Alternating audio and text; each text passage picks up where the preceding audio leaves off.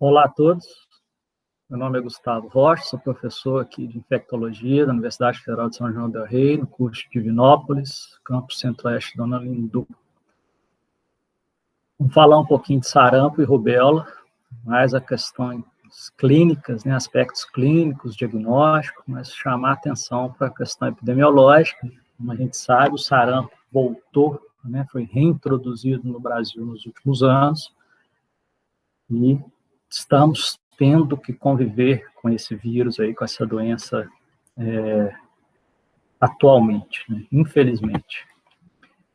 Em 2018, começou essa nova onda, digamos, né, de casos de sarampo no país, mas não só aqui, né? Esse é um print aí de um alerta do CIEBS, Minas Gerais, que é o Centro de Formação Estratégica de Vigilância em Saúde.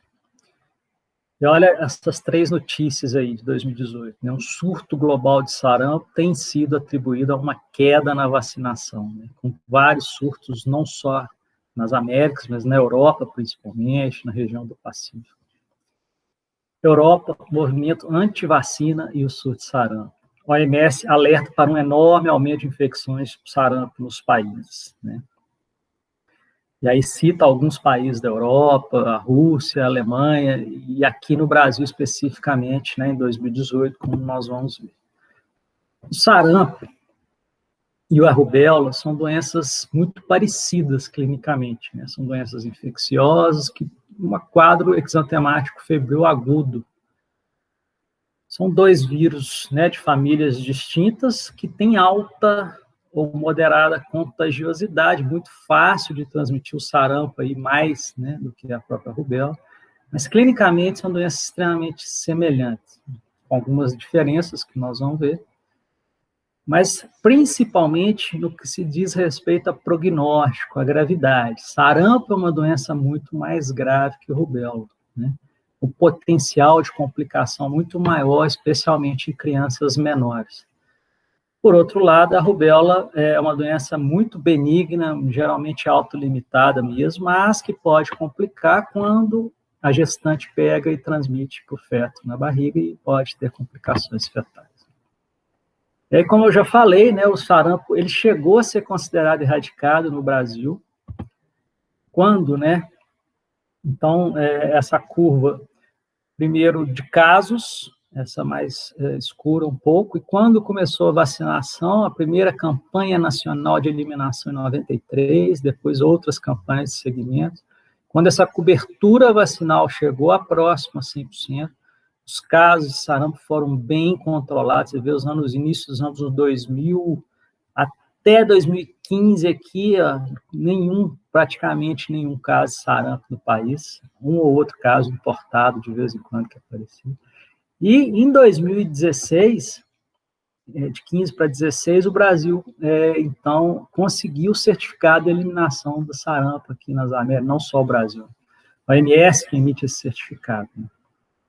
E o que aconteceu, então, em 2018? Tivemos um grande surto de sarampo em 2018, aonde, né, mais de 90%, 95% desses casos, 97% desses casos, aonde? No estado do Amazonas.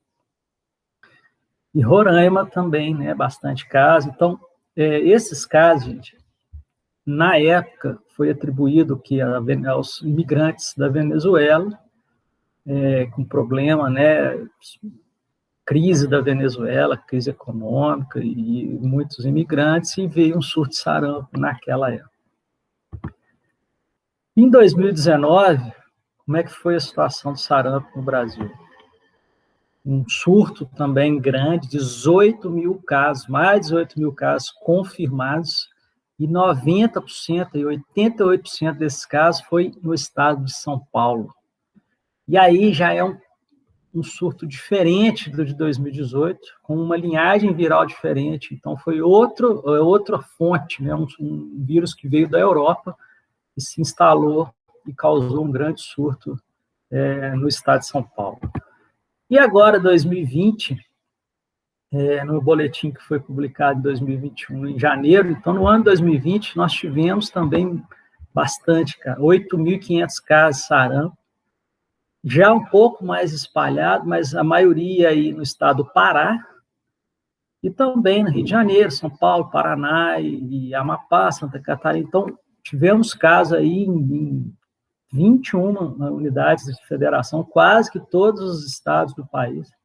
Claro que com incidências diferentes, né, muito maior aí em alguns estados, né, e principalmente no Pará. E uma coisa importante que é preciso entender, isso de 2020 ainda, né, nos primeiros meses que foi essa incidência. Então, já é um resquício da epidemia, do surto de 2019, ainda entrou em 2020, mas a partir da semana epidemiológica 18, 19, que dá aí a partir do mês de maio, né, abril, maio, já diminuiu bastante, já controlou essa incidência. A gente espera, né, isso tem a ver, óbvio, com a epidemia de Covid, em que a circulação das pessoas diminuiu muito e acabou ajudando, entre aspas, no controle do sarampo no país. A gente espera que o sarampo, agora para frente, tenha um controle maior. Então, esses 3 últimos anos, 2018, com 10 mil casos na região norte, especialmente no estado do Amazonas, e foram casos importados, inicialmente, vieram da Venezuela. Em 2019, com mais de 18 mil casos, principalmente no estado de São Paulo, e aí tiveram 4 linhagens virais em 2019, e eles vieram da Europa, né? Israel, Noruega, Santos, né? Um navio que chegou em Santos com um surto de sarampo nesse navio.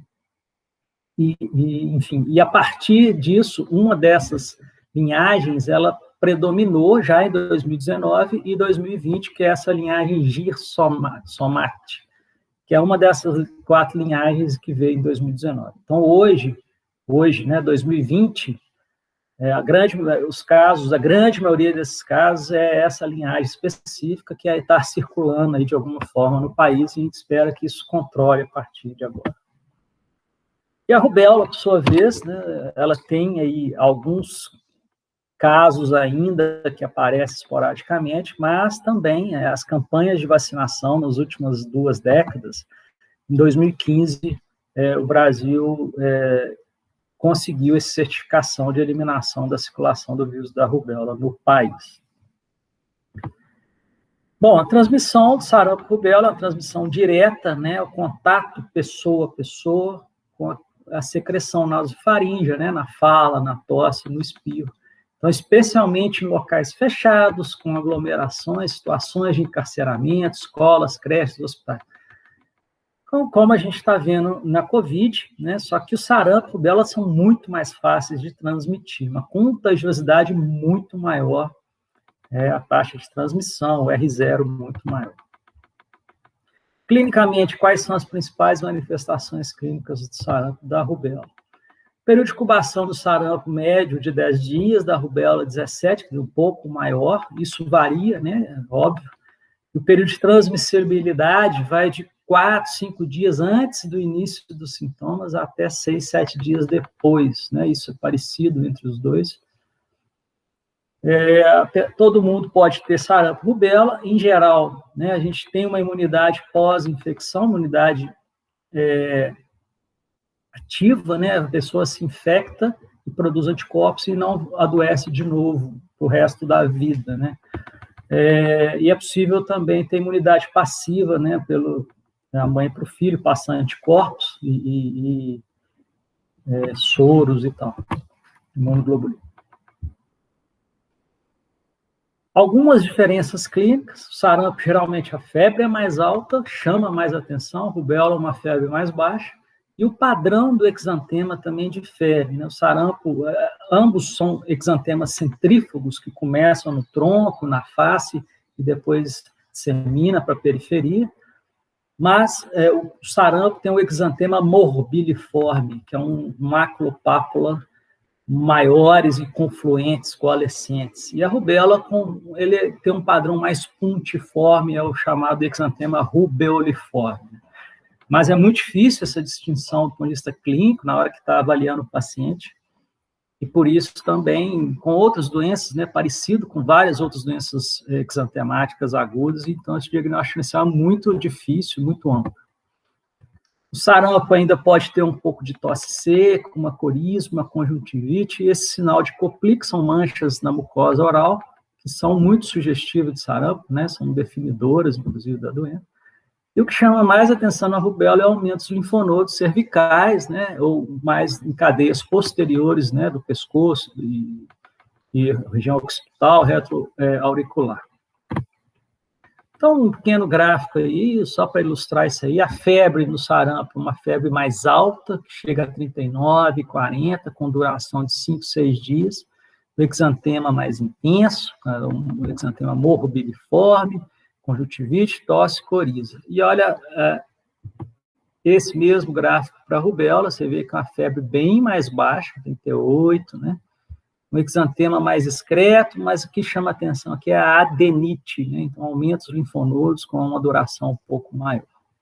Aqui umas fotos de um exantema do sarampo, com esse padrão maculopapular, né, disseminado, e esses sinais de Koplik, pequenas manchas, pontinhos brancos aqui na mucosa jugal, que isso aqui também é definidor de sarampo quando visualizado. E na rubéola, um aumento de linfonodo, aqui ilustrando um retroauricular, e um exantema um pouco mais pontiforme, essas manchas vermelhas no corpo.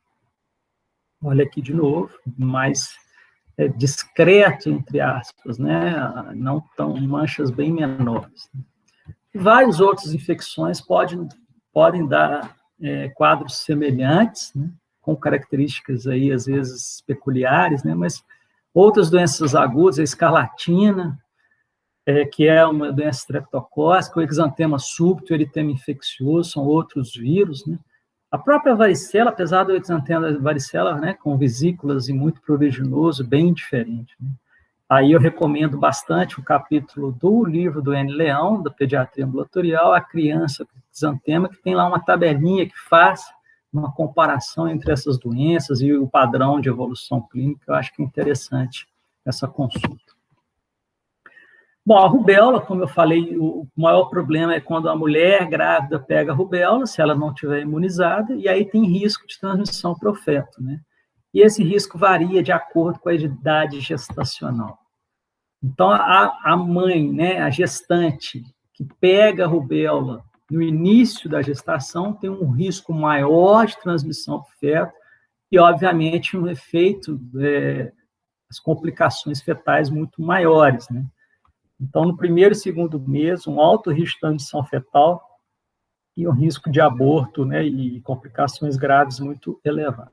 Se é no terceiro mês, já diminui bastante, 30% a 35% o risco de transmissão, com risco de surdez e alterações cardíacas no feto. Já no quarto mês em diante, um risco bem menor, 10% de transmissão, e os efeitos são bem mais raros, né? Às vezes a criança não nasce com nenhuma sequela dessa rubéola congênita. Bom, diagnóstico. Como é que faz diagnóstico de sarampo e rubéola? Né? Essencialmente clínico epidemiológico, óbvio, né? Ainda mais no meio de surtos, né? Mais fácil, a questão epidemiológica ajuda muito. Do ponto de vista laboratorial, é detecção de anticorpos, né? Por meio de sorologias, né?